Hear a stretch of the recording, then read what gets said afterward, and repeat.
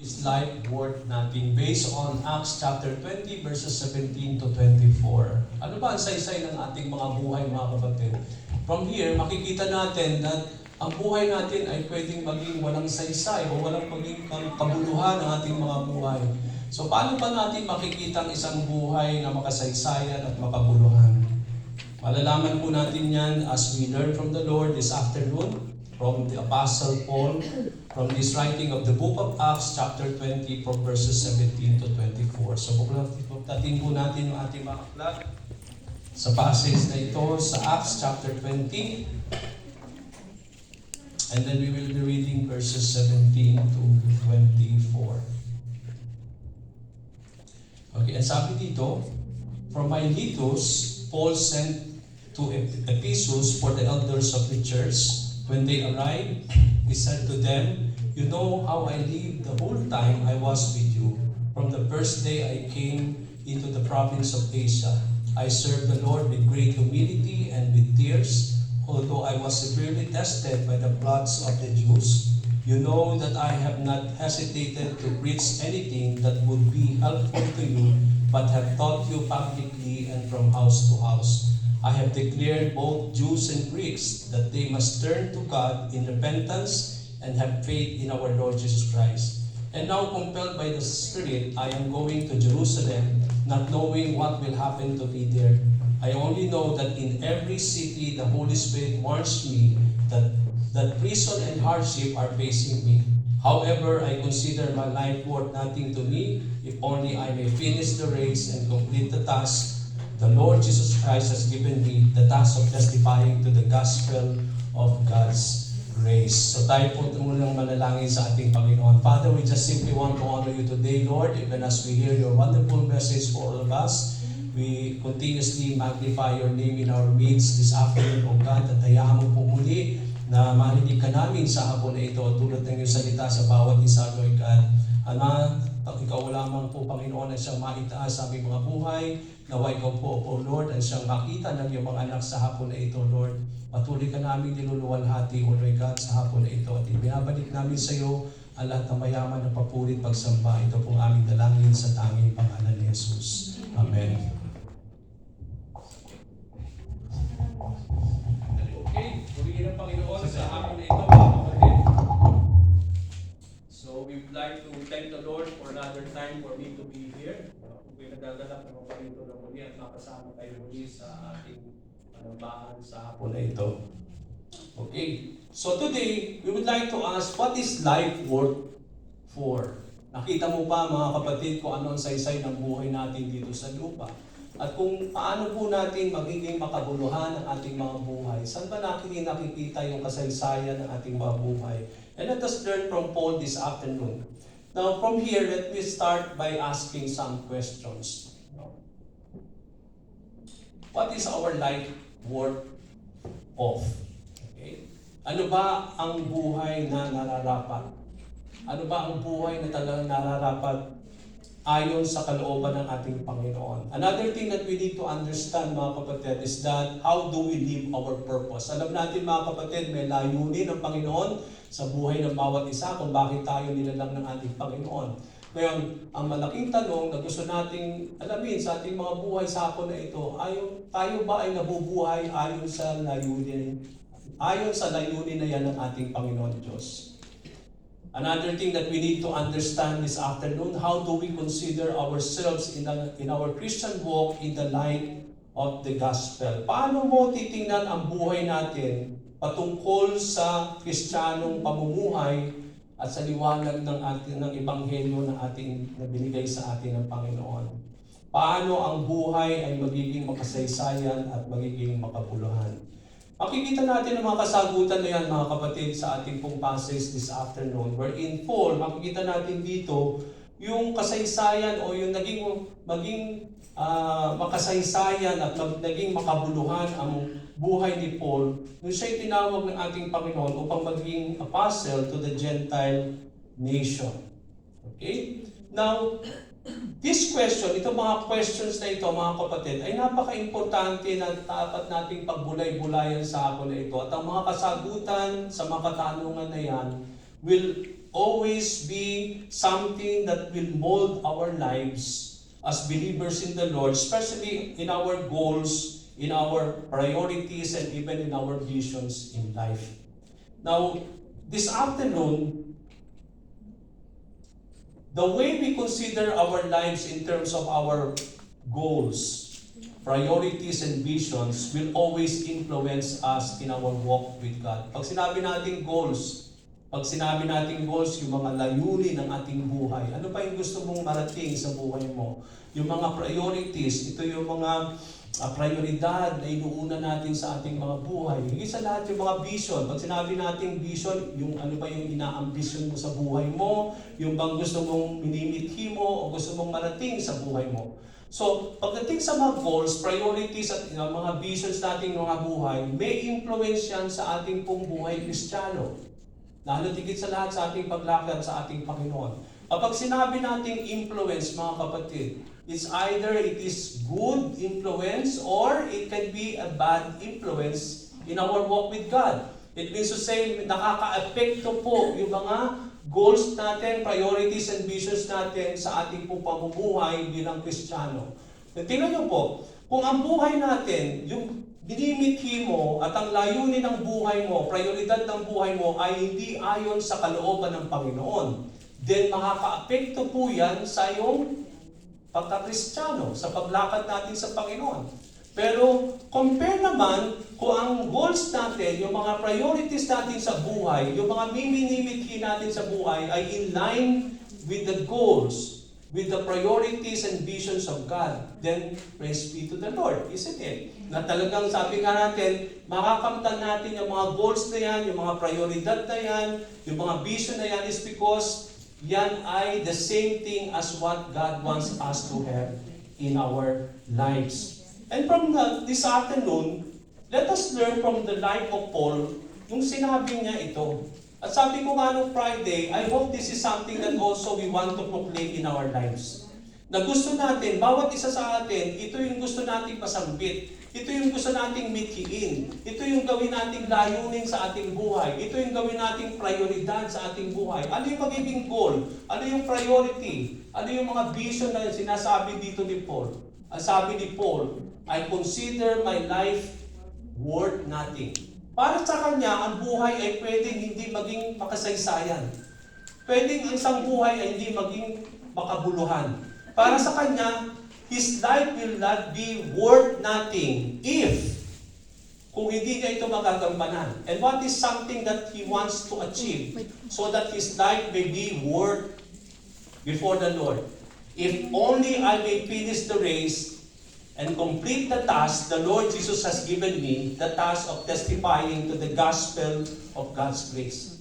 Kaya kay Paul, makikita natin ang layunin ng kanyang buhay, yung kanyang prioridad, yung kanyang vision na minimithi sa buhay niya, ay tapusin niya yung race kung saan inilagay siya ng ating Panginoon. The same thing, his goal, his priority, and his vision is to finish the task that the Lord has given him. And what is that task? To testify the gospel of God's grace. Ngayon sasabihin natin, Pastor Nick, yan din po ba ang aking magiging goal? Yan din po ba ang aking magiging prioridad at ang gusto naming mithiin sa ating buhay? Yes. This is not just something that Paul wants to achieve in his life. Sa bawat isa sa atin, yan din po ang tinawag ng Panginoon sa buhay natin. Na ang buhay natin ay iikot sa ating goal. Yung ating pong layunin, kung bakit tayo nandito sa lupa. Tinanong ba natin ang ating mga sarili? Ano ba ang layunin? Bakit iniligtas tayo ng ating Panginoon? Ano ba ang dahilan? Bakit inalis tayo sa ating pagkakasala? Ano ba ang pagiging prioridad natin ngayon na ngayon po'y naligtas na tayo? Higit sa lahat, ano ba ang mimitikin natin sa ating buhay bilang mga anak ng ating Panginoon? Bilang tagapagsunod ng ating Panginoon sa Kristo? Maaaring sabihin natin na ang buhay natin ay magiging kabuluhan o magiging makasaysayan. Pero saan ba nakabase ang mga buhay na yan? Kasi sa buhay ni Paul, makikita natin dito, although na-achieve na niya ang lahat ng bagay sa kanyang buhay, but then, his life is still worth nothing if he will not complete the task that the Lord has given him. Ganun din ang bawat isa sa atin. Alam natin, tinawag tayo ng ating Panginoon. The task of what? The task of testifying also. Bawat isa sa atin ay tinawag din ng Panginoon to testify about the grace of the Lord. Tumanggap tayo ng kagandahan loob sa ating Panginoon at hindi lang po ito parang kinikip natin sa ating mga sarili, kundi gusto natin ito ipahayag, ibahagi, ishare sa mga tao na hindi nakakakilala sa ating Panginoon. Di ba? Bawat isa sa atin, we are in a race. Hindi lang si Paul ang nasa race. All of us are put by the Lord in a race. Yung ating pong race, mga kapatid, ay sinatawag nating endurance race. May mga pagkakataon, sabi ko nga nung Friday, itong race natin, ang gusto nating goal ay matapos natin itong race na ito. Hindi tayo mag-give up, hindi tayo maglulus ng heart na titigil hanggang marating natin yung finish line na yan. No? Hindi tayo magpapadala sa mga bagay na pumipigil sa atin. Merong mga maraming beses, mga kapatid, no? Minsan tayo po dapat sisihin. Tayo ang nagpapakarga sa atin, mga kabigatan. Sometimes nabibigatan tayo sa ating race, sa pagtakbo sa Panginoon, kasi ang dami nating karga. Hindi tayo marunong magbawas ng mga karga sa ating buhay. Isn't it? No, parang pinipilit natin kayanin. Isn't it that is what Jesus Christ called us? Come to me who are weary and burdened. Dapat sa bawat araw ng ating buhay, kapag napipikatan na tayo sa ating pagtakbo sa Panginoon. Kasi kung hindi mo i-give up yung mga load, yung mga burden na yan, mga kapatid, ikaw din ang kawawa, hindi ka makakatakbo na maayos sa Panginoon. No? Pipigil ang lahat ng mga bagay na yan. Ang kailangan nyo dyan, ang susi mga kapatid, is that from now and then, you have to come in the presence of the Lord. Isn't it? Ipagpalit natin, ang pamato daw ng Lord ay napakagaan. No? Imbis na pamato yung ating mga load, yung ating mga yoke is so heavy and so burdened sa buhay natin, ipagpalit natin yan sa burden and yoke ni Lord that is so light and easy. Okay? Now, the task of testifying the gospel of God's grace. Bawat isa sa atin ay tinanggap ang ating Panginoon at ang grace na yan ay gusto din natin ibahagi sa mga taong hindi nakakakilala sa ating Panginoon Diyos. Now, there are many things that we can learn from Paul. Paano ba magiging makasaysayan ng buhay natin? Saan ba iikot yung ang prioridad ng buhay ko? At ano ba ang gusto kong bitiin sa aking buhay? And that is something that we can see from the life of Paul. Okay, so what areas of Paul's life that we can learn from this passage? Unang-una, makita natin from the life of Paul is that he lived the gospel. Ipinamuhay niya ang ebanghelyo. Ang salita ng Panginoon, lagi niyang pinamumuhay sa kanyang buhay. Itong Acts 20, kung titingnan natin yung context ito yung mga panahon na nagpapaalam na si Paul sa mga Ephesians elders. Okay? Alam natin na maraming araw, maraming panahon na siya po ay nanirahan, that Paul became part of this church. No? Nagtuturo siya sa simbahan na ito at oras na para lisanin niya yung simbahan na ito. Alam natin kay Paul, hindi siya nagtatagal sa isang lugar. Okay, di ba? He always traveled to different places. He always plant churches ng mga panahon ngayon. Kaya makikita natin, naging tatlong missionary journey si Paul, no? First missionary journey niya, second missionary journey, until the third missionary journey of the Lord, of Paul. So, he's continuously going to different places and he's planting churches and he is preaching the gospel of the Lord sa mga hentil na mga panahon na yon. At makikita natin, kapag naiplanta niya yung seed o yung ebanghelyo at lumago na yung simbahan, iiwanan niya ito, i-entrustan niya ito sa mga itinalaga ng Panginoon, mga elders ng simbahan na siya ngayon titigil sa mga iglesia ng Panginoon. And then he will come again to different place. Itong Acts 20, makita natin dito, ito yung panahon na lilisanin na niya yung Ephesians Church. Pinatawag niya yung mga elders ng simbahan at dito nagpapaalam na siya. At sa mga bagay na sa kanyang pagpapaalam, binanggit niya dito of how he lived always in the midst of them according to what God has called him to live. Ang sabi niya, you know how I lived the whole time I was with you. From the first day I came into province of Asia. At ano makikita natin sa buhay ni Paul? Pinamuhay niya ang ebanghelyo, mga kapatid. Ipinamumuhay niya ang salita ng ating Panginoon. Ngayon, pagdating sa goal, priority, visions ng ating buhay, I believe ang goal natin, mga kapatid, is always to live the word of the Lord. Ipabuhay ang salita ng ating Panginoon. Ano ba maging prioridad mo? Unahin lagi ang pagtupad sa kalooban at ang salita ng ating Panginoon. Higit sa lahat, dapat yun ang minimithi natin sa ating buhay. Na makamtan natin ang biyaya at pagpapala ng Panginoon dulot ng kanyang mga salita na binigay sa bawat isa sa atin. At sabi nga natin dito, makita natin sa buhay ni Paul, he always lived a life of what? A life of example. Sa buhay natin, ang gusto nating bitiin, mga kapatid, ay maging yung buhay natin ay magtularan ng iba. No, hindi yung mga masamang bagay ang tutularan nila, kundi ano yung mga bagay na maganda patungkol sa Panginoon na pwedeng maging modelo sa mga taong hindi nakakakilala sa ating Panginoon. Nasabi ko nga nung Friday, mga kapatid, gusto rin banggitin ngayon. Alam niyo po ba, napakaganda yung ministry sa inyong mga employer. Kasi alam nila na kayo po ay mga Kristiyano. At paano tayo makakapag-minister sa ating pong mga employer, lalo tigil sa lahat sa mga hindi nakakakilala pa sa Panginoon? Sa pamamagitan ng pamumuhay mo. How you live the gospel is so important in the life of your employer.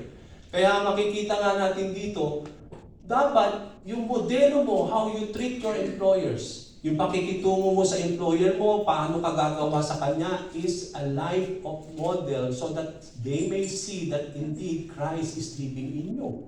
Pero paano kung hindi ka marunong makitungo sa inyong mga employer? Paano kung sa pamagitan ng paggawa natin ay hindi nakikita si Kristo? So you are not, sabi nga natin, living a life of example to them. Diba? Sabi nga nito, follow my example as I follow the example of Christ. Sa buhay natin, gusto natin na maging modelo tayo sa napakaraming tao. Hindi lamang po sa mga kapwa mananampalataya that we become model to them, but also especially sa mga taong hindi nakakakilala sa ating Panginoon Diyos. Sabi po ni Paul, sabi niya sa 2 Thessalonians 3:9, we did this not because we do not have the right to such help, but in order to make ourselves a model for you to follow. Sa kanyang buhay, ang minipithi niya, ang inaasam niya lagi, upang ang kanyang buhay maging makasaysayan at makabuluhan, ay makapamuhay siya ng tama upang maging modelo sa mga tao nasa paligid niya. I hope and I pray that is the time of vision that we want to have in our lives. Na sa ating buhay, magiging modelo tayo sa lahat ng bagay, sa mga taong nasa paligid natin. Isn't it that is what the Lord God wants us also? Sabi po ni Lord, di ba yun na sinabi ng Panginoong Jesucristo sa atin, let your light shine. How do we let our light shine? Paano natin i-let yung shining, yung light ni Lord in our lives? Sabi doon, by your good deeds. Sa mga bagay na ginagawa mong mabuti. Doon natin ipagkakita ang liwanag na dulot ni Kristo Jesus sa ating buhay. That He is the light that is within us, and that we are called by the Lord to let that light in us to shine. No, magliwanag si Kristo sa buhay natin. At paano makikita ang liwanag ni Kristo sa buhay natin? Sa pamamagitan ng ating pamumuhay. Kapag nakikita ng mga tao na tayo nakakapabuhay ng tama, ipinamumuhay ang salita ng Panginoon, ang kanyang kalooban, and that is the time that they will see our good deeds. And that is so important because when they see our good deeds, sabi ni Jesus Christ, they will praise God our Father also.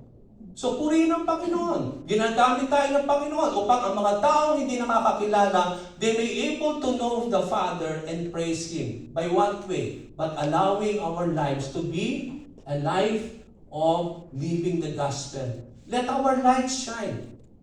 So, yung ating buhay ay parang liwanag na nagbibigay liwanag sa mga taong nasa kadiliman. At sa mga bagay na ating ginagawang mabuti, mga kapatid, kung saan umiikot ang ating buhay bilang Kristiyano ay napakahalaga upang ang mga tao po na hindi nakakakilala ay makakakilala sila sa ating Panginoon. Yan din ang sinabi ni Peter, live such good lives. Mamuhay daw tayo ng mga buhay na tama among the pagans. Sino yung mga pagans in our generation today? Yung mga hindi nakakakilala sa Panginoon. Noong mga panahon, tayo rin ay mga pagano. Isn't it? Noong mga panahon na hindi pa tayo nakakakilala kay Lord, tayo po ay mga pagan in those times. But then we thank the Lord. Sabi ko nga nung Friday, we thank the Lord, we remember yung mga taong ginamit ni Lord. Siguro very pressed sa pamamahay ninyo yung mga taong nagdala sa iyo sa Panginoon, na nag-share sa inyo ng Ebanghelyo. Praise be to the Lord for that people. I still remember Lorenzo Templo Nuevo, yung ating pong kaklase sa college. Okay. Very pressed pa sa akin yung kanyang pangalan kasi hindi ko po malilimutan yan. It is through this friend who shared to me the gospel of the Lord. At maaaring sa inyo, maaaring ito yung mga tao rin na malapit sa inyo na nagdulot sa inyo ng magandang loob ng Ebanghelyo ng ating Panginoon. Purihin ang Panginoon sa buhay nila, Lord. Kasi kung di po sila nag-share sa atin, then we will not able to come to know Jesus Christ. Now that we are believers in the Lord, tayo mga Kristiyano na, tayo po ay mga tagapagsunod ng ating Panginoon. Paano tayo mamubuhay? Ang sabi doon, live such good lives. No? Among the pagans, that though they accuse us, maaaring yung mga tao sa paligid natin, they may not able to understand us, the way we do things, no? But then, sabi doon, even though they accuse us of doing things, but they may see your good deeds and glorify God. Na kahit mali ang pagtatrato nila sa atin bilang mga Kristiyano, sabi doon, patuloy pa rin daw tayo mamuhay ng tama ayon sa kalooban ng Panginoon. Diba? Sabi nga, sometimes hindi natin maintindihan ng Panginoong Jesucristo, no? Na parang love your enemies. That's a big thing, no? Napakahirap gawin yan. No? To love our enemies, that's a big something that we cannot do, no? But we can do it out of the love of the Lord. Okay, dahil tayo po mga kaaway din tayo ng Panginoon, pero minahal tayo ni Lord. So, ganun din, pwede nating mahalin ang ating mga kaaway. Kasi si Lord, minahal tayo dahil makaaway niya tayo noon.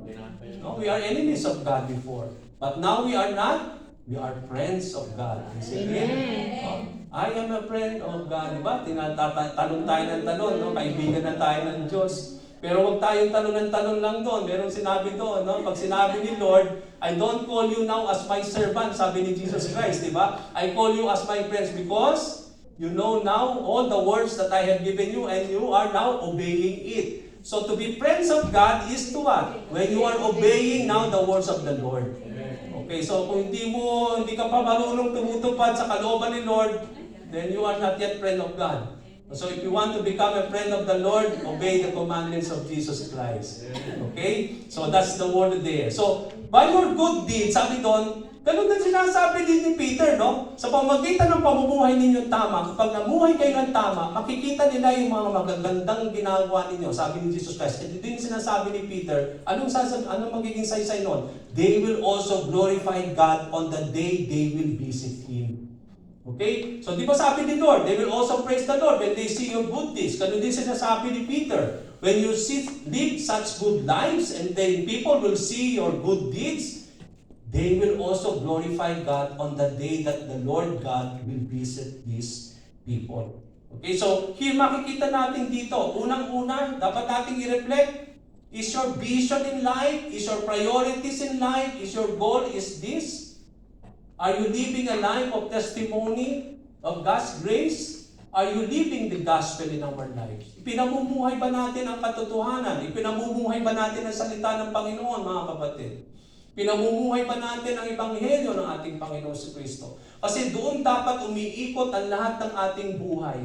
Magiging walang makasaysayan ang buhay natin. Magiging walang saysay ang buhay natin kung hindi umiikot ang buhay natin dyan. Sabi nga ni Paul, my life will not be worth nothing at all if I don't do all these things. Okay? Our life will only be worthy of the Lord if we are achieving kung ano yung goal ni Lord para sa atin, yung ano yung priority God para sa atin at ang kanyang vision para sa atin, hindi yung sa ating sariling goal. Hindi yung ating sariling priority lang. No, but it should always be in line with the goal, with the priorities, and with the vision of God. So the first thing that we need to understand, if we want to have a life that is worthy of the Lord, maging makasaysayan at makabuluhan ang buhay natin, live the word of the Lord. Ipamuhay ang salita ng ating Panginoon. Pangalawa, how do we see Paul when it comes to the gospel? Hindi lang pinamuhay niya ang Ebanghelyo, but he served for the gospel. I serve the Lord with great humility. and with tears, although I was severely tested by the plots of the Jews. Sa buhay ni Paul, makikita natin yung what is something that we can see from the life of Paul, yung kanyang great humility. Kung titingnan natin si Paul, parang the way I understood Paul, no? Tingnan niyo po yung mga writings niya, no? It proves itself na talagang marunong siya, talagang sabi nga ni makikita natin dito na nung sinulat yung Apostle of Peter, ni Apostle Peter, yung kanyang mga writings, yung 1 Peter, 2 Peter, isn't it? Makikita natin dito na Peter was a fisherman. Hindi man siya nag-aral, isn't it? But he was able to write the word of the Lord because it is according to the guidance of God, no? Yung scripture ng Lord. No? But then makikita natin dito yung compare natin yung mga writings ni Peter compare with Paul. Malalim yung kay Paul. It proves itself na talagang siya yung nag-aral, no? Kasi kung titingnan natin si Paul, we can say that he is indeed, sabi nga natin, pwede natin sabihin mataas siyang tao is because he is a Pharisee. Number one, is a Pharisee. He came from the tribe of Benjamin. Ano pa? He is of Hebrew, sabi niya. At the same time, sabi niya dito, he is one of the pupil of Gamaliel. Noong mga panahon na yun, si Gamaliel is a great teacher.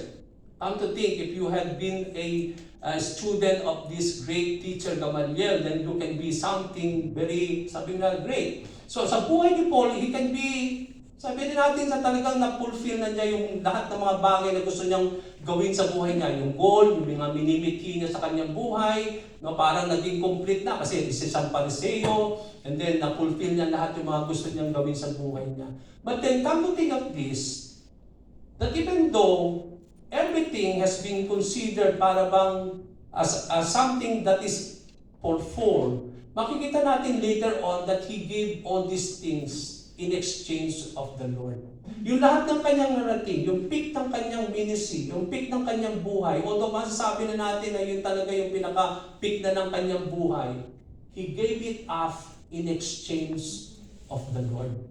Kaya ang tanong natin mga kapatid, are you able to still give everything in exchange of our Lord? Na nakita natin dito that in everything that Paul accomplished sa buhay niya, he exchanged it for what? For the Lord. At makita natin on the way of Damascus, when he met the Lord Jesus Christ, that's the time that the Lord Jesus Christ called him in the ministry of sharing the gospel. Magmula noon, nakilala niya ang Panginoon. Yung buhay niya ay umikit hindi lamang para sa kanya lamang, kundi umikot na sa Panginoon. He served, not only he lived the gospel, but he served for the gospel. I served the Lord with great humility, with tears. Bakit with tears? Kasi may mga panahon na talagang hindi ganun magiging madali. Yung pagtupad sa kalooban ng ating Panginoon. Isn't it from time to time as he travels to different places, napupunta siya sa piitan, no? Nape-persecute siya sa mga iba't ibang mga lugar kung saan siya napapadpad at sa pagbabahagi ng ating Panginoon. At sabi nga natin, although hindi magiging madali, but then he always served the Lord in spite of all those tears. Nananatili siyang nagpapagamit sa ating Panginoon. He served the Lord with humility. So, number one that we need to understand when you want to serve the Lord, kung gusto nyo maglingkod sa ating Panginoon, mag-serve tayo for the gospel, one of the characteristics that we need to have is what? Yung humility natin. When we talk about humility and humbleness, there is nothing that you can be proud of. Meron ka bang maisip sa buhay mo na pwede mong ipagmalaki sa buhay mo? Parang wala akong maisip eh. Okay, hindi mo pwedeng gawing parang that you can be proud of what yung narating mo ngayon. Okay, narating mo ngayon yung buhay mo kung saan ka ngayon. Pero ang tanong, sino nagdala sa iyo sa time na yun? Sino ang nagdala sa iyo kung paano pa ngayon? Di ba ang Panginoon din? Isn't it? Lahat ng mga bagay na meron tayo mga kapatid, wala tayong pwedeng ipagmalaki kay Lord. Kaya kapag tayo humaharap sa Panginoon, nagsasamba sa Espiritu at katotohanan, ang unang-unang talagang dapat nating attitude na ibibigay sa Panginoon is that we will always humble ourselves because in the presence of God, wala tayong pwedeng ipagmalaki sa Kanya. Lahat-lahat ng patungkol sa buhay natin ay ang Panginoon na nagdulot nun sa buhay natin. Kaya, when we are worshiping the Lord here every Sunday, binibigay natin ng buong puso yung ating pagsamba sa Panginoon. Kasi pinasasalamatan natin siya, pinupuri natin siya dahil sa kagandahang loob niya, sa mga bagay na idinulot niya sa atin. And there is no way for us to be proud of. And the only thing that we need to be with is that to stay humble and serve the Lord with humility. And that is how to serve the Lord Jesus Christ. We always serve Him with humility. So dito natin makikita, sabi ko nga kanina, ang daming na-achieve ni Paul sa buhay niya. Okay? But in everything, pinagpalit niya ito lahat kay Lord. Ang sabi niya sa Philippians chapter 3 verse 7 to 11, "But whatever was to my profit, I now consider loss for the sake of Christ. What is more, I consider everything a loss compared to the surpassing greatness of knowing Christ Jesus my Lord, for whose sake I lost all things." Come to think of that. "I consider them rubbish, that I may gain Christ and be found in Him, not having a righteousness of my own that comes from the law, but that which is through faith in Christ, the righteousness that comes from God and is by faith. I want to know Christ and the power of His resurrection, and the fellowship of sharing in His sufferings, because like Him in His death, and so somehow to attain the resurrection from the dead." Kung makikita natin, ano ang goal, ano ang priority, ano ang vision at minimithi ni Paul sa kanyang buhay, ito po yun. Yung lahat ng patungkol sa kanya, mga kapatid, pinagpalit niya ito para kay Kristo Jesus. No? I consider them all lost. Everything he exchanged is for the glorious greatness of knowing Jesus in his life. Na para bang tingin natin, para na-fulfill na ni Paul yung kanyang mga bagay na gusto niyang marating sa buhay niya. Pagdating sa kanyang minimithi, but then makikita natin dito sa sinasabi niya dito sa Philippians 3, na parang hindi pa siya kontento sa nangyayari sa buhay niya.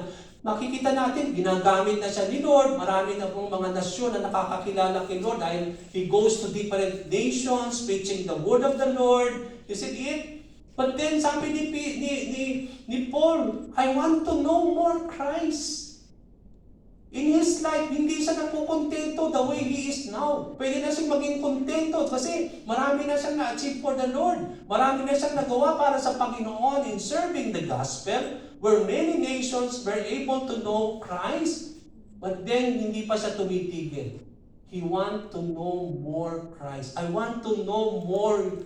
And at the same time, sabi niya, he want to know more Christ. He want to know the power of His resurrection. The fellowship of sharing in His suffering. Isa sa mga gusto niyang maasam na minimithi niya is magkaroon siya ng fellowship sa suffering ni Lord. Who wants to have fellowship in the suffering of Christ? Maraming mga Kristiyano ayaw mag-suffer kay Lord. No? Sino may gustong hear who wants to share in the suffering of the Lord? But here comes Paul. No? Ang kanyang minimithi sa kanyang buhay ay maranasan niya rin yung suffering na dinanas ni Kristo sa mundong ito. At bilang mga tagapagsunod ng ating Panginoon, Jesus Christ also said that we will also suffer in this day.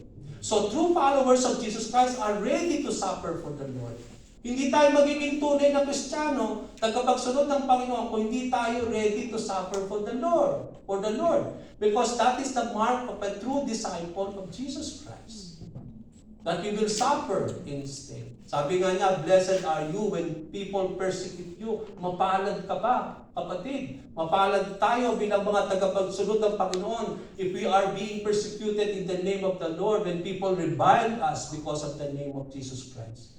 So praise be to the Lord for that. There is blessedness for that. So he did not rely on his own confidence. Whatever to us profit, I consider loss.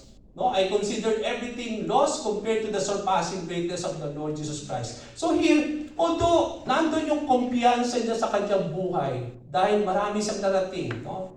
Marami siyang natutunan nung bago siya nakakilala kay Lord. Pero now that when he had learned about the Lord, nung nakilala niya si Jesus, he did not rely on his own confidence. But he always relied on the Lord. He did not rely on his own righteousness. Di ba ang mga Pariseo, they are self-proclaimed righteous people. Sinasabi nila sila yung mga righteous, but it is a self-righteousness. It is not God who made them righteous, but they declare themselves as righteous. And si Paul, mga panahon, isa siyang Pariseo. So he's a self-righteous person also. But here, sabi niya, I don't want to rely on my own righteousness, but not having my own righteousness, but the righteousness that comes from faith in the Lord.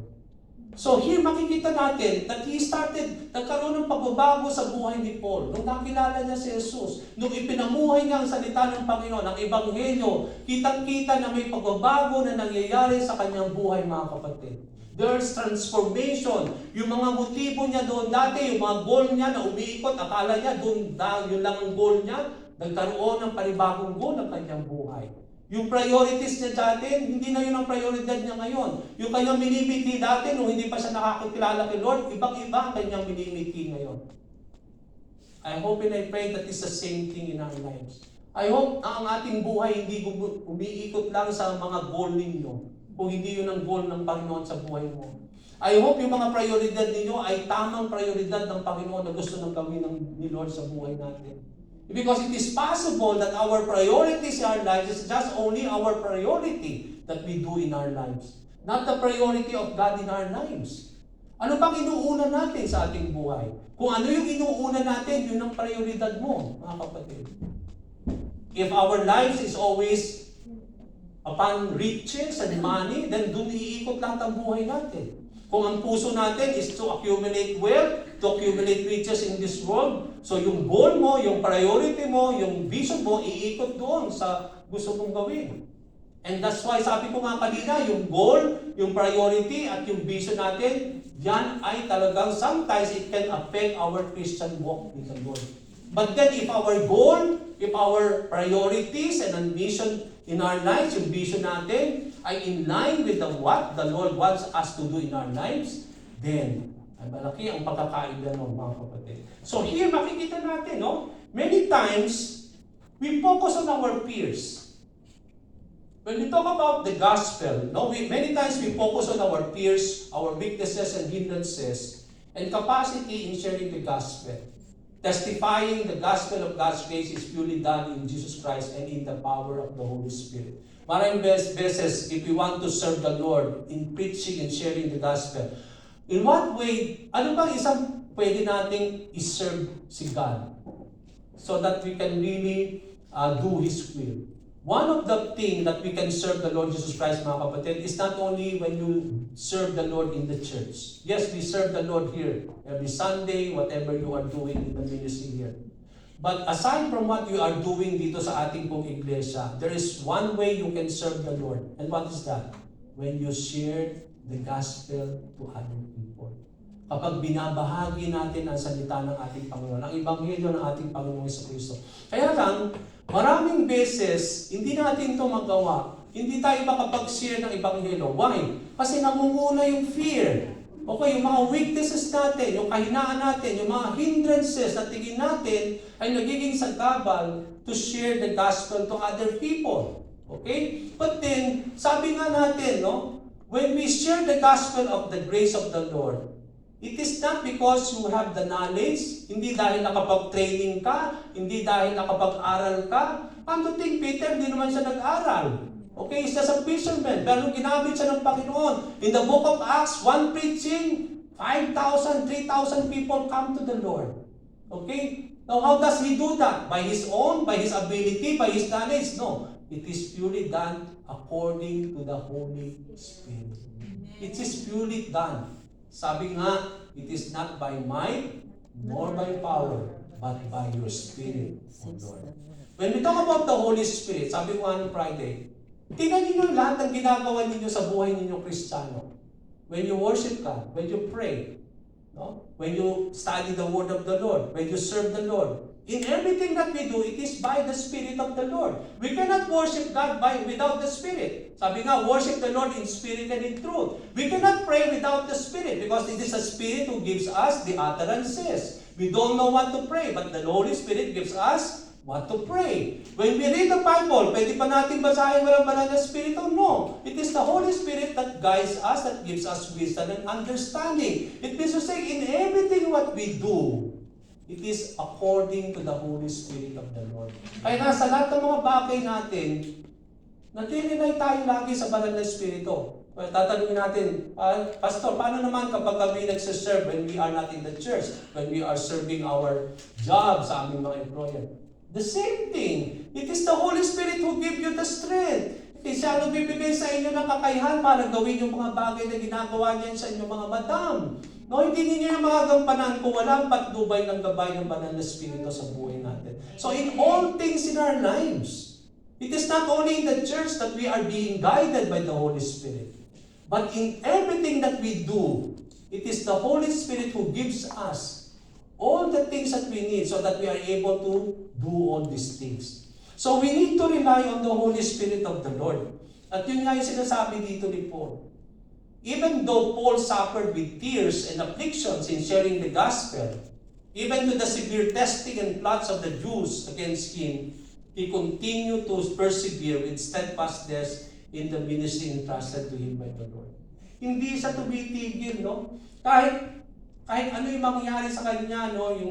Yung lagay sa pilitan, no? I-persecute siya, no? He continued to persevere for the gospel of the Lord. Now, in our lives, no? Para bang, sometimes in our lives, kung titingnan natin yung buhay natin kay Paul, ang layo natin, no? May mga sandali na sometimes, no, dahil sa tampo natin, ayaw na natin mag-serve, no? Mga sandali na may mga parang na nagkakaroon ng problema sa relasyon natin sa isa't isa bilang mga Kristiyano, sa ating pong church. Sometimes, no, ito'y nagiging hadlang na rin upang tayo magpatuloy sa ating Panginoon. No? Now, come to think of this, mga kapatid, whatever we do in our lives, it will always put Jesus Christ into disgrace. Bakit? Kasi dala mo si Kristo sa buhay mo eh. Ano ba yung mga nangyayari sa buhay mo, it will always put disgrace to the Lord. Especially on the things na parang hindi yun ang kalooban ng Panginoon sa buhay natin. Kaya napaka-inang mga kapatid that we should always live carefully the way God has called us to live. Especially that we carry the name of the Lord. Lalo tigit sa lahat in the midst of people. Yung pamumuhay natin, kapag ito po ay hindi tama, sino po ang napapahiya? Ikaw ba napapahiya? Yung iglesia ba natin na napapahiya? No. Ang nalalagay sa kahihiyan ay ang Panginoong Jesucristo. Kasi alam ng tao na kayo mga Kristiyano. Alam ng mga tao na kayo mga tagapagsunod ni Jesus. At paano naman kung nakikita ang pamumuhay natin na hindi tama sa kanilang mga paninig? Kaya nga sabi doon, let your light shine. Let the light of Christ radiate. Yun ang dapat nakikita, hindi yung mga bagay na hindi tama.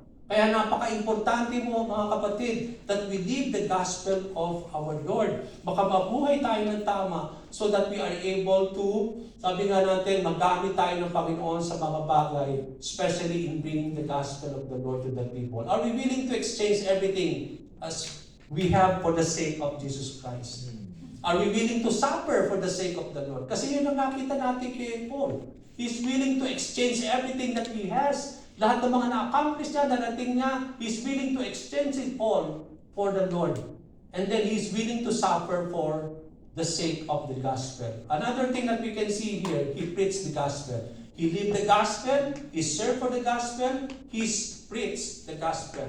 You know that I have not hesitated to preach anything, sabi ko, that would be helpful to you, but have taught you publicly and from house to house. I have declared to both Jews and Greeks that they may turn to God in repentance and in faith on our Lord Jesus Christ. So patuloy niyang ipinapahayag ang Ebanghelyo, mga kapatid. Hindi lang pinabubuhay niya. Hindi lang he is serving the Lord to the gospel or preaching the gospel. But at the same time, he is not hesitated to preach anything that will be helpful so that people will able to know Jesus Christ. Wala siyang pinipili, no? Sabi nga dito, nag-house to house siya. And then he is declaring the gospel for both the Jews and for the Greeks. At ang layunin niya, bakit niya ginagawa ito? So that these people will turn to God in repentance and that they may have faith in the Lord Jesus Christ. So in our lives, makikita natin, if we want to become effective in testifying the gospel of God's grace, then we should have no hesitations and limitation in doing things. There are times we allow our hesitations and limitation to dictate our pace in sharing the grace of God through the gospel. Sabi ko nga kanina, nauuna yung takot natin, nauuna yung mga weaknesses natin. Sometimes, nililimit natin ang Diyos sa mga bagay na pwede niyang gawin sa buhay natin. Sabi ko nga nung Friday, I wanted to repeat to you all. Ang Panginoon Diyos, makapangyarihan siya. He is not limited on anything. No? Pagdating itong nilalang niya lahat ng bagay, He just created them by the power of His words. He spoke and it is done. Let there be light and then there is light. Ganun makapangyarihan ng Panginoon. Sabi nga, all things are possible in the name of the Lord. So wala siyang limit sa lahat ng mga bagay na pwede niyang gawin sa buhay mo. Ngayon, sino ang nagli-limit sa mga kakayahan ng Panginoon sa mga bagay na gawin niya para sa iyo? Tayo rin eh. Kasi nangunguna yung takot natin, nangunguna yung mga doubt, nangunguna yung disbelief natin. Kapag naunahan tayo ng mga bagay na yan, nililimit natin ang Panginoon sa mga bagay na gusto niyang gawin sa buhay natin. So we are just limiting the power of God in our lives. But then God wants us to pour out that power in you. Pero ang problema, ikaw ang nagiging dahilan kaya nalilimit yung kapangyarihan niya. And in what way we can see the power of God? When you are sharing the gospel of the Lord. No? Nandun yung power of the Lord being made. Sabi nga ng Panginoong Jesucristo, ano sabi niya? Go and make disciples of all nations, baptize them, teach them, and I will be with you to all the ends of the earth. No? It means to say, kasama natin ang Panginoon. So, sometimes, our limitation is on ourselves. Tayo naglilimit sa sarili natin. But then, God wants us to show His power. So, don't allow our hesitation and limitation to hinder us in doing the things that God wants us to do in our lives, especially in the gospel of the Lord. Now, maaaring sasabihin natin, sabi ni Paul, I have preached to you anything. So, ginagawa niya lahat ng mga bagay para turuan ng tao. So, ibig sabihin, marami tayong pamamaraan na pwedeng gamitin para ibahagi ang Ebanghelyo. Kasi sometimes, ang intindi natin is that kailangan natin magkaroon ng proper way to preach the word. Okay, isa lang yan sa pamamaraan. We can preach the gospel itself. Okay, we are called to preach the gospel. Pero kung wala kang kakayahan to preach, exempted ka na ba? No. Even though you cannot preach, you can still share your testimony to other people. Okay? Very comfortable tayo. I-share yung testimony natin kung paano tayo binago ni Lord. Ano ba ang buhay natin noon? At ano ang buhay natin ngayon? So, yung ba ay kailangan ng training? Kailangan pa bang magpunta sa college para i-share yung mga bagay na yun? No. So, you are not limited in sharing the gospel. Okay, hindi ka marunong mag-preach ng gospel. Kagaya ng sinasabi, ginagawa ko ngayon. Yes, that's okay. But then, you can still share the gospel by testifying what the Lord has done for you. Testifying about the grace and the goodness of God, what the Lord has done for you. You can be witnessing on how the Lord changed your lives. Kung paano ka pinamuhay. Pwede mong din gawin. How do we do? No? By helping people in their needs. Kasi when you help them in their needs, you are sharing the love of God. You are sharing the love of Christ. So ang dami nating pwedeng gawin, mga kapatid, for the gospel, for the Lord. For people to know Christ. So hindi tayo limited, mga kapatid. And that's why in our lives, sabi ko nga, huwag niyong ilimit ang kapangyarihan ng Panginoon. Kasi bawat isa sa atin gustong gamitin ng Panginoon. Pwede tayong magamit ng Panginoon upang marami pong tao ang makakilala sa Kanya. So are we allowing our recitations to limit us? To withhold Jesus Christ to others. Because kapag nangunguna ang takot, nangunguna ang mga bagay na patungkol sa iyo na hindi mo kaya, then you are withholding Jesus to others. No, parang wini-withhold mo yung kapangyarihan ng Panginoon na pwede siyang gumawa in spite of your limitation, in spite of your fear, in spite of your weaknesses. God can still use you because it is not based on your own. It is based on the power that God can do in your life. Amen. And that is what is so important. What else? In doing all these things, bakit nagagawa ni Paul? He was always compelled by the Spirit. And then here comes now, he's going out. Lilisan siya ng Ephesus, pupunta siya ng Jerusalem. Sa lahat ng bagay na nangyayari kay Paul, mga kapatid, he is always compelled by the Spirit of the Lord. Sabi doon, I only know that every city that the Holy Spirit wants me, that prison and hardship are facing me. Ang sinasabi dito, pinapayag ni Paul, sa mga lugar na kanyang pinupuntahan, nandun lagi that he was always compelled by the Spirit of the Lord. He relied on where the Lord wants him to go. And then when he is going, the Holy Spirit also is warning him that he will face prison and hardship. Sabi ko nga nung Friday, tinanong ko bawat isa, are you still willing to go if the Holy Spirit is asking you to go there? But the Holy Spirit is telling you also that you will go in prison when you go there, and you will face hardship when you go there as you obey God. That's a big question mark, isn't it? Mahirap yun. Dinadala tayo ng Panginoon doon to the Holy Spirit to be there, to share the gospel there. Pero sinasabi ni Lord, hindi madali yan. Pwede kang mapait doon. Pwede kang dumanas sa mga paghihirap doon kapag sinunod mo yung kalooban ni Lord. Are still willing to go. Yes, we should go. Because when we are compelled by the Spirit of God, we know that we will be also protected by God. And that's what happened to Paul. Ilang beses siya napunta sa piitan. But God still sustain Paul. Ilang beses siya na-rival, ilang beses siya na dumanas sa paghihirap. Dulot ng Ebanghelyo. But then, he continued to rely on the Spirit of God. Kaya, he was able still to preach the gospel. How is it really to be compelled? Ano bang ibig sabihin when you are compelled by the Spirit of the Lord? You are filled with the Holy Spirit. When you are led by the Spirit, you are empowered by the Spirit. So kapag we are compelled by the Spirit, the Holy Spirit is with you. You are being led. You are being empowered by the Holy Spirit of God.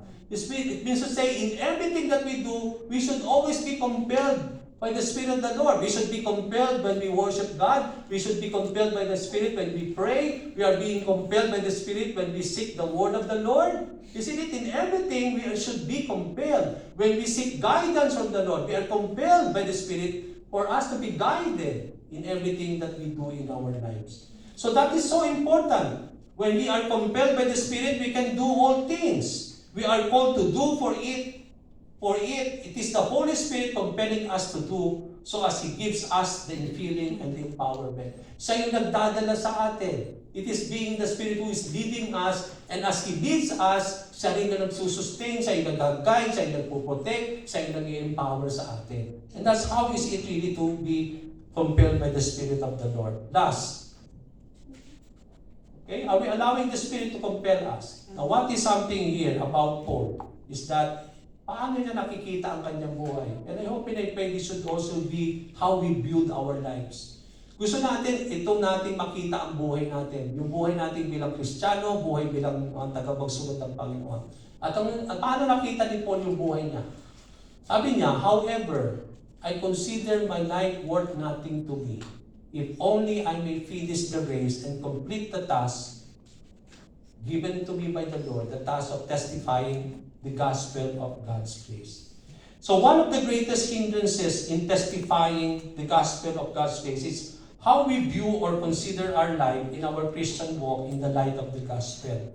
So Paul knew that as followers and apostles, as being apostle of the Lord, yung buhay niya ay hindi magiging makabuluhan, hindi magiging makasaysayan kung hindi niya i-achieve itong goal, itong priority at ang vision niya na ito. Na makumpleto niya yung mga bagay na tinawag ng Panginoon sa buhay niya. And I hope and I pray this should always be the way we view our things. na hindi magiging kumpleto at magiging makasaysayan ng buhay ko, kung hindi iikot ang buhay ko sa mga pagtupad ng kalooban ng Panginoon para sa akin. Sabi ng Panginoon, bago pa man tayo isinilang ng Diyos, inihanda na ng Panginoon yung lahat ng mga bagay na gusto niyang gawin sa buhay natin. At kung hindi yun nangyayari sa ating buhay, mga kapatid, we are missing a lot in terms of our life. I-reflect mo ang buhay mo, kapatid, as we end. Saan ba umiikot ang buhay mo? Ngayon, tanungin mo ang Panginoon, ito ba ang kalooban ng Panginoon sa inyo? O maaaring ito lang ang kalooban mo na gusto mong ipamuhay sa buhay mo, pero hindi yun ang gusto ng Diyos sa buhay natin. Yung mga inaambisyon, minimithi mo sa buhay mo, yun ba ang minimithi ng Diyos sa iyo? O yun lang ang gusto mo mangyari sa buhay mo? Because if you are not missing a lot, if this is not what the Lord wants us to have in our lives, ibig sabihin, umiikot lang din sa buhay ang lahat ng bagay patungkol sa atin. But then, noong mga panahon na hindi tayo nakakakilala, Lord, yes, doon umiikot ang buhay natin. But now we are followers of Jesus. We are children of God. Dapat ang buhay natin umiikot para sa Panginoon. Our life will not be nothing worth at all if we are not doing what God wants us to do and how we need to live as what God wants us to live. Kaya nasabi ni Paul, my life will not be nothing at all, no, without fulfilling all these things. Now, what is Paul's goal in life? Matatapos na po tayo.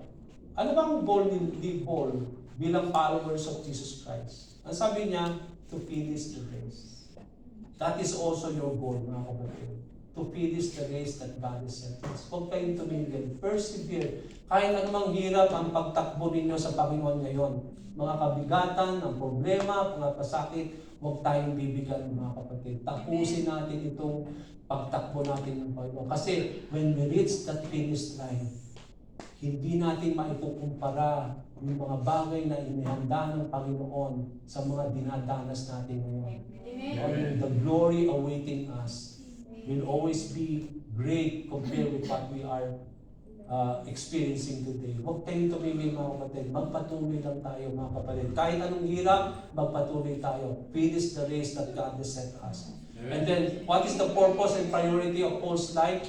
To complete the task of testifying the gospel of God's grace. Ano ba ang tinawag ng Panginoon sa buhay mo, kapatid? What is the task that God wants you to accomplish in your life? Finish that race. Complete that task. Kasi hindi magiging kompleto ang buhay mo kung hindi mo pa nagagampanan yung mga bagay na gusto ng Diyos na gawin sa buhay mo. Okay, may mga bagay na gusto ng Diyos gawin mo sa buhay mo. Pero kung inaantala mo yon, hindi mo pa ginagampanan, then you are missing a lot. Hindi magiging makabuluhan ang buhay mo hanggat hindi mo inumpisahan, tapusin yung mga trabaho na yan ng Panginoon na gusto mong gawin sa buhay mo. Okay? Similarly thus, the way we view our lives determines our goal, our purpose, and our priority in life. Okay? All of us are called to finish the race. Similarly, all of us are called to take the part in the task of testifying God's grace. The way we respond to this calling will determine our life here on earth. Okay? Now, like Paul, as I end,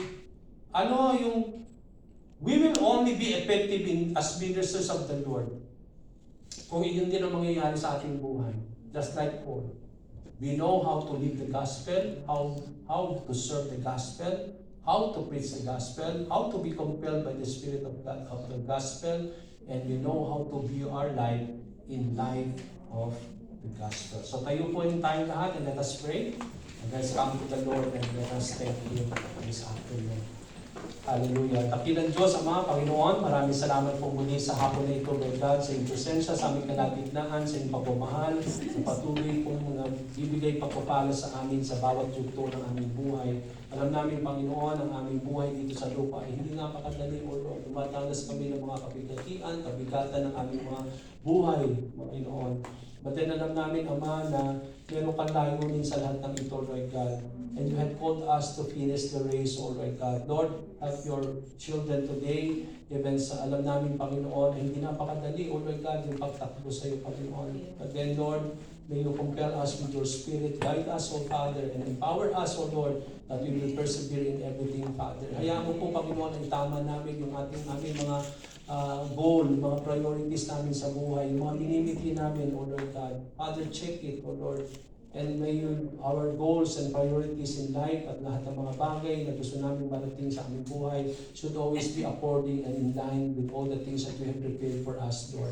Ang mapagpalain mo po muli ang iyong mga anak sa hapon na ito, Lord, at sa aming paglisan, Ama, dalangin namin ng patnubay at gabay ng Banal na Espiritu na siyang magbibigay gabay sa aming kaalaman, O Lord, kalakasan sa pang-araw-araw ng aming buhay. May we always, O Lord, radiate the light of Christ in our lives so that people will be able to see our lives, O Lord, and that they may glorify your name, O Father. Maraming salamat po muli, gamitin mo bawat sa amin, O Lord, upang maging daluyan ang pagpapala mo sa mga taong hindi nakakilala sa iyo, Panginoon.